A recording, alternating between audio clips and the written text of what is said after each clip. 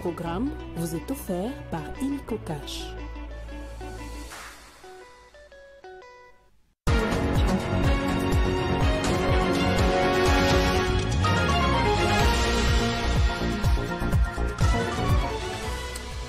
À la une de l'actualité, insécurité dans l'Est de la RDC, la tripartite prévue ce dimanche a été annulée. Alors Félix Tshisekedi se retrouve être annulé pour le porte-parole de la présidence. La partie congolaise avait fait état des difficultés car le Rwandais ont posé comme préalable à la signature d'un accord que la RDC mène un dialogue direct avec le M23.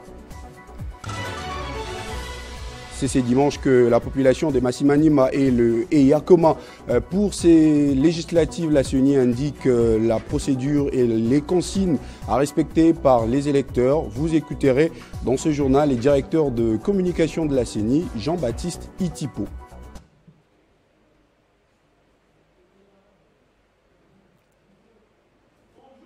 Mesdames et messieurs, bonjour.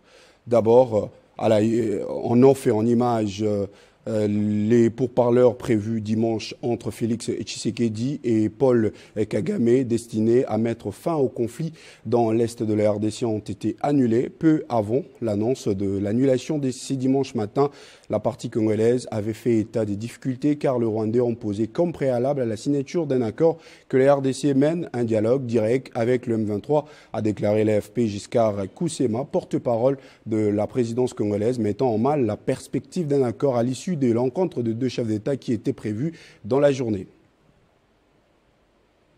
Et puis Jean-Baptiste Itipo, directeur de la communication de la CENI, parle de la procédure à suivre et les consignes à respecter par les électeurs lors des scrutins qui se déroulent ce dimanche 15 décembre à Yakoma et Massimanima.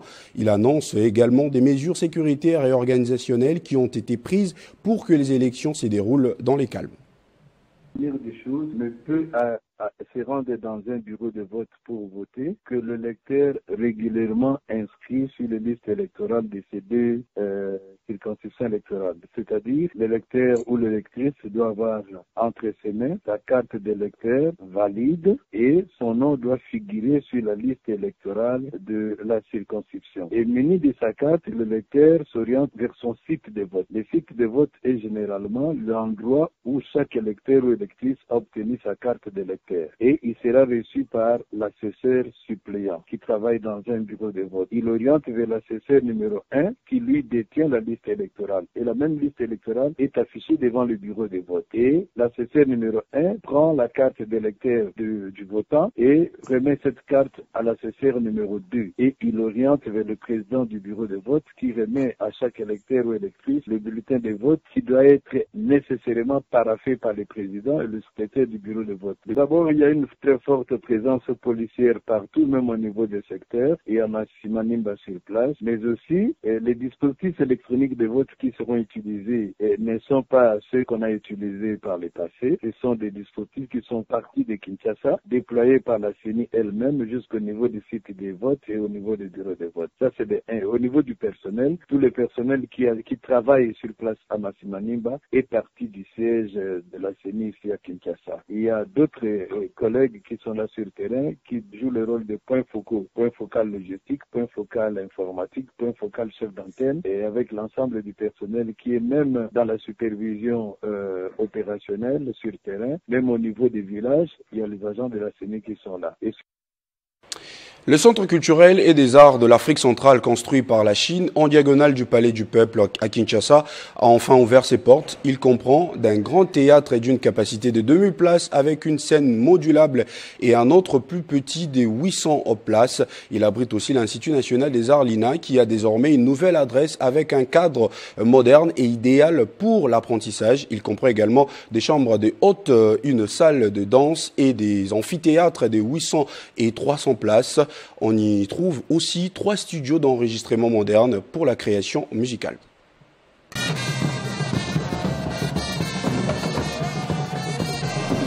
Des prestations de haute facture sous une puissance d'éclairage de scène. Voilà ce que offre le plus grand centre culturel et artistique pour les pays de l'Afrique centrale de Kinshasa, dont les portes ont été ouvertes ce samedi 14 décembre 2024.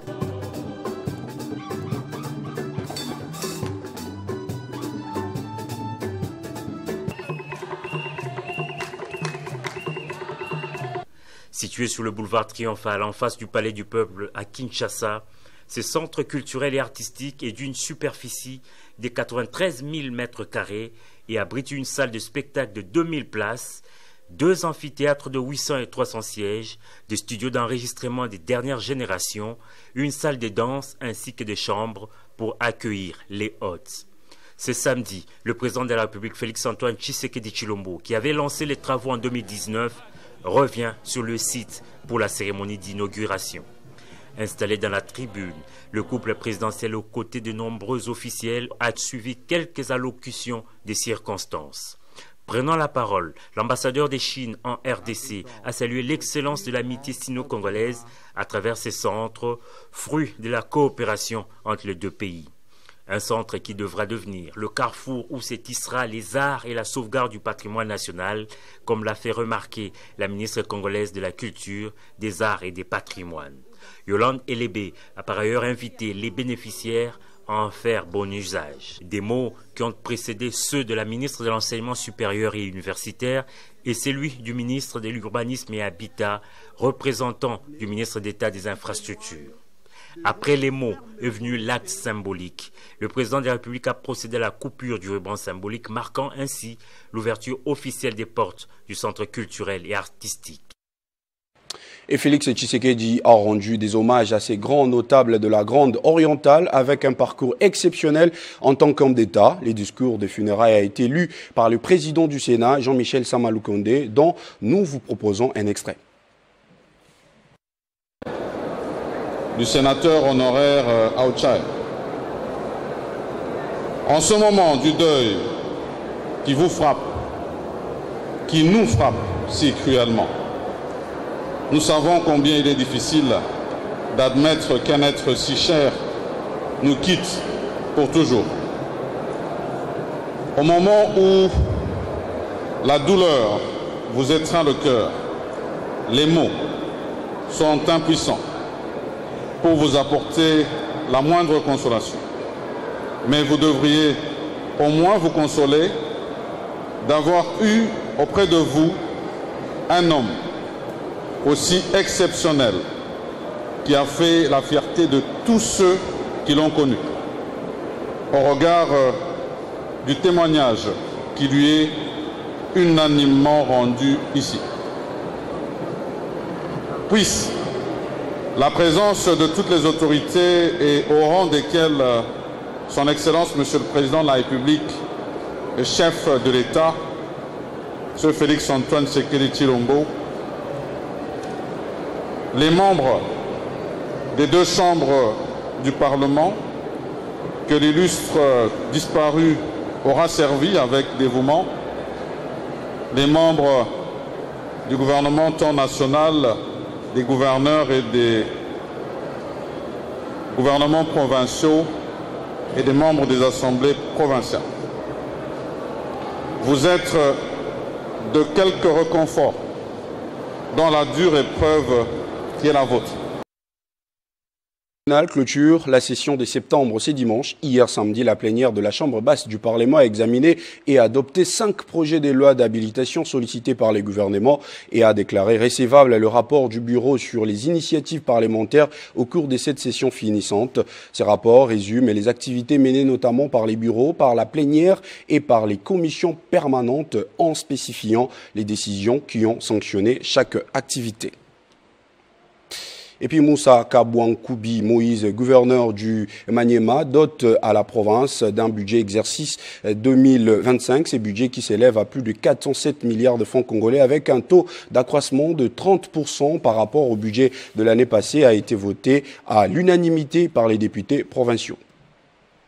La province du Maniema est désormais dotée d'un budget pour l'exercice 2025 équilibré en recettes et en dépenses à hauteur d'environ 407 milliards de francs congolais avec un taux d'accroissement de 30% par rapport au budget de l'année passée. Ce budget a été déclaré recevable à l'unanimité par les députés provinciaux du Maniema ce vendredi 13 décembre 2024. Pour le gouverneur des provinces, Moussa Kabouankoubi, ce budget va couvrir toutes les dépenses et trait au développement de la province du Maniema, notamment la réhabilitation d'environ 1500 km des routes. Sentiment de satisfaction parce que notre projet de dit budgétaire vient d'être adopté à l'unanimité par 100% des députés, comme nous aussi on était élus par 100% des députés. Au cours de l'année 2025, nous allons réhabiliter environ 1500 km de route. Ça c'est important et nous pensons que d'ici juin 2025, les véhicules vont quitter Kisangani pour arriver à Kindu avec de la marchandise. Et aura un impact sur le pouvoir d'achat de la population parce que les prix des biens et services vont diminuer. Nous allons construire des écoles. Nous sommes en train de travailler pour faire revenir les miniers industriels. Et là, nous pouvons vous annoncer qu'il y a déjà un industriel, Kalima Mining, qui va commencer la production industrielle dès l'année prochaine. Ainsi, à travers ces budgets, les gouvernements provinciaux du Maniema s'engagent à faire développer la province selon la vision du président de la République, Félix Tshisekedi. Et puis les meetings prévus par le sursaut national a eu lieu au terrain municipal de Massina. Change pas ma constitution, si en ces termes que des millions des Congolais, opposition, force vive et apolitique, pour dire non à ce qu'ils qualifient de coup d'État constitutionnel. Délice Sanga appelle à l'éveil patriotique pour empêcher ce qu'ils qualifient de coup d'État constitutionnel. C'est un meeting dit de vérité. Le terrain municipal de Massina a refoulé du monde. Au devant de la scène, les leaders politiques de l'opposition, mais aussi les figures emblématiques de la société civile. Sursaut national, les amis Lingomba, Tosali, les questions politiques de l'heure, la gestion des institutions par les membres du gouvernement, la gabegie financière, un état de lieu a été fait devant des milliers de Congolais.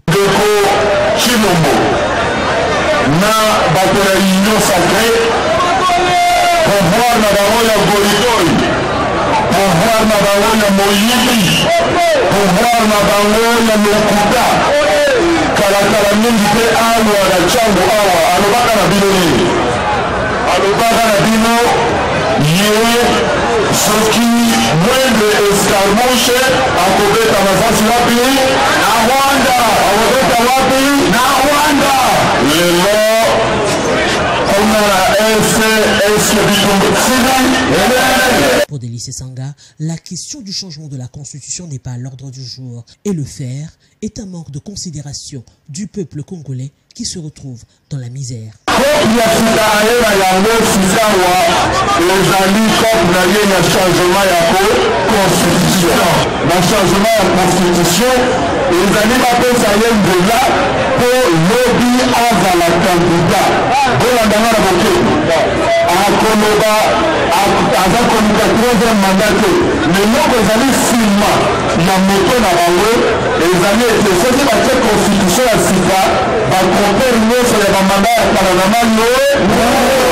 Il appelle la jeunesse congolaise à un sursaut national pour barrer la route à cette initiative.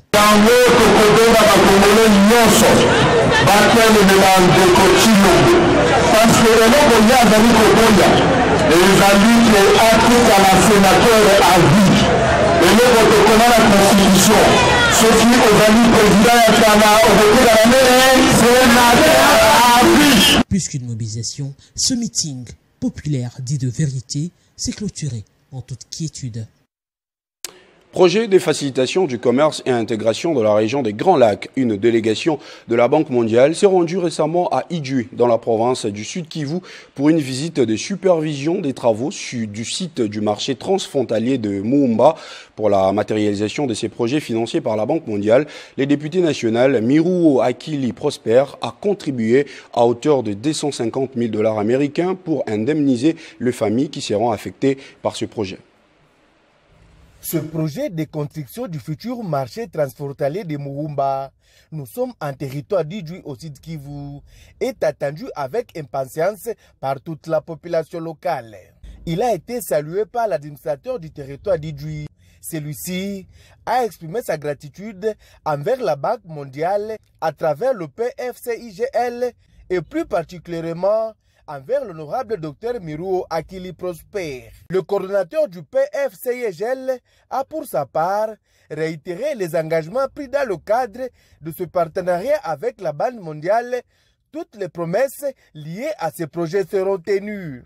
L'arrivée de cette délégation a été marquée par un accueil chaleureux orchestré par l'équipe de l'honorable Dr Miruo Akili Prosper.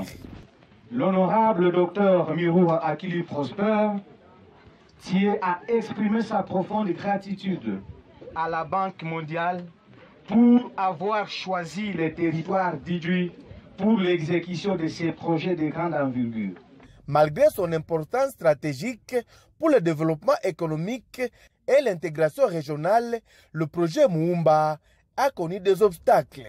Face à cette situation d'inaction, l'honorable Dr Miruo Akili Prosper a pris l'initiative de relancer le processus de 2023.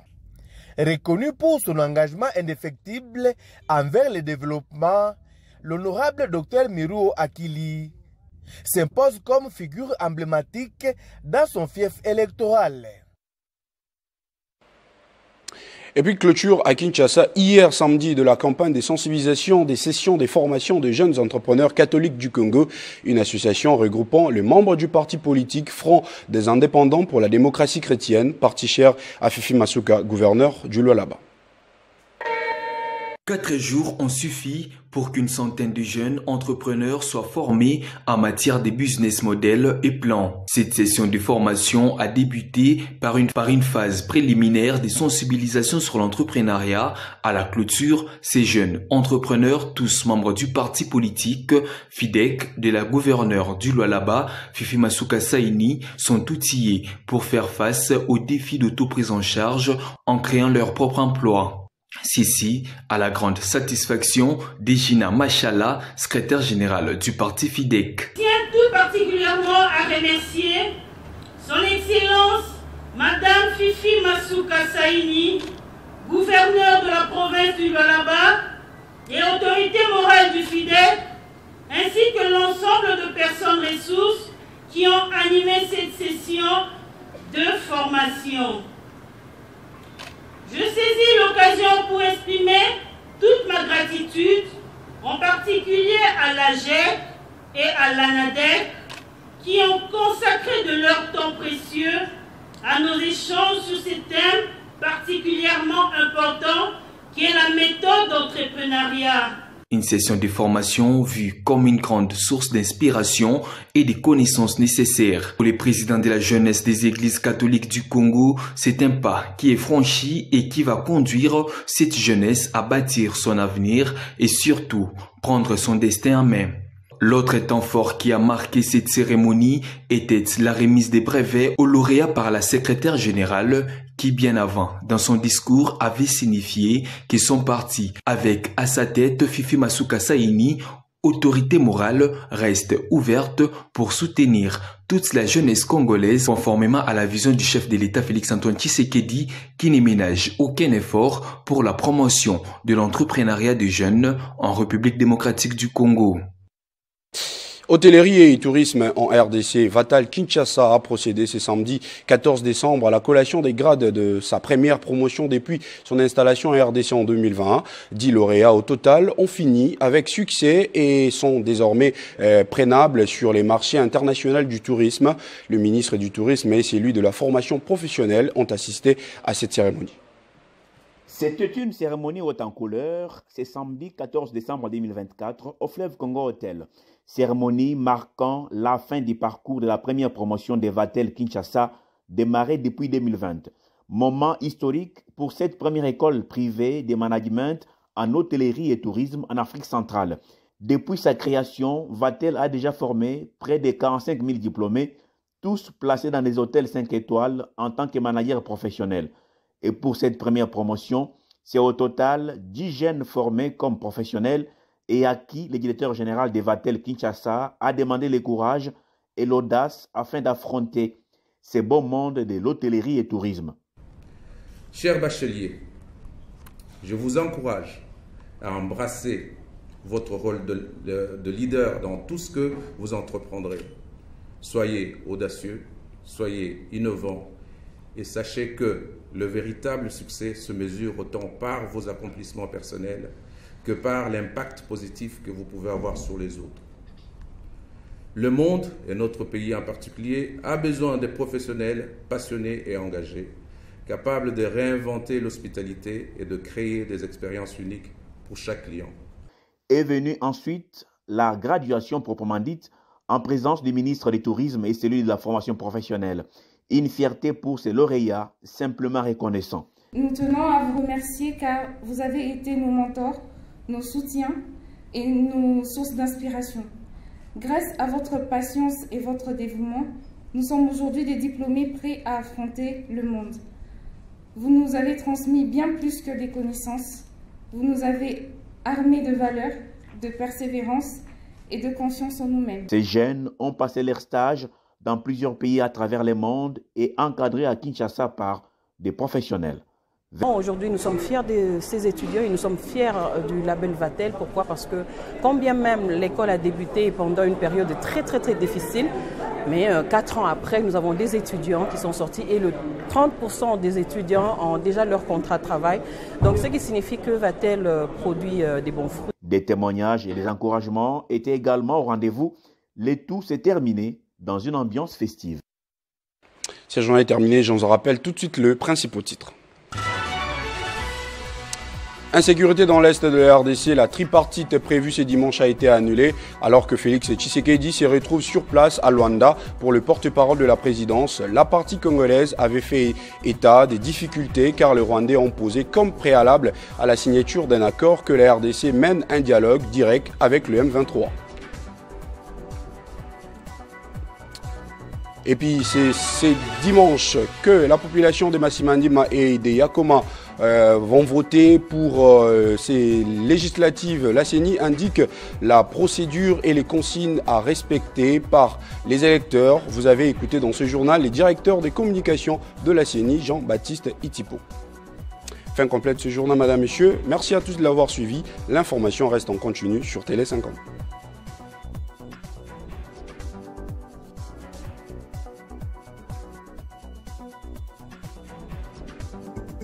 Retrouvez toute l'actualité en continu sur www.tele50.cd. Ce programme vous a été offert par Illico Cash.